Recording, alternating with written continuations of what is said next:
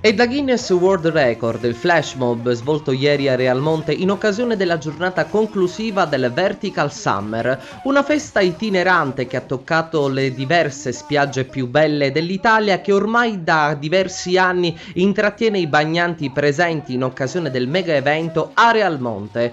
Oltre al flash mob sono stati tantissimi gli intrattenimenti, dai giochi spiaggia alle attività in acqua, insomma una kermesse di fine estate che ha entusiasmato tutti, in primis gli organizzatori. Siamo veramente entrati nella leggenda, siamo riusciti a portare 1400 persone in spiaggia qui presso il Caeso per riuscire a fare la coreografia tutti insieme di Andiamo a comandare. È stato un grandissimo successo, è stato uno spettacolo insieme a questa collaborazione tra il comune di Realmonte e il Vertical Summer Tour. Soddisfazione ha espresso il sindaco Calogero Zicari per l'eccellente risultato dell'evento. È una festa straordinaria.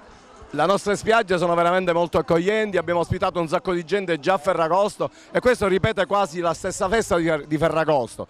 Noi speriamo di poter ripetere questi eventi negli anni e di rimanere così ospitali per sempre. Vogliamo che la gente venga qua e si diverta sempre in un ambito di civiltà, ovviamente, di rispetto delle regole e dell'ambiente. Grazie per tutti coloro che sono intervenuti, grazie a voi che siete speciali. Io vi ho visto in questi 2 giorni quello che avete fatto, le manifestazioni che avete organizzato di tipo sportivo, di tipo culturale, di divertimento soprattutto.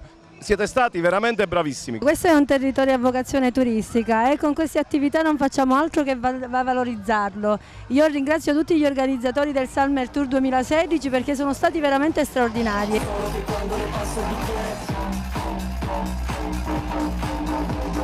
È una malattia, è pericolosa, statevi lontano, è contagiosa. E allora non so se sono pazzo o sono un genio, faccio i selfie, ma sì, alle web che io non mi fumo canne, sono anche stereo, io non faccio brutto, contrattore in tangenziale, stato fatto col mio cane.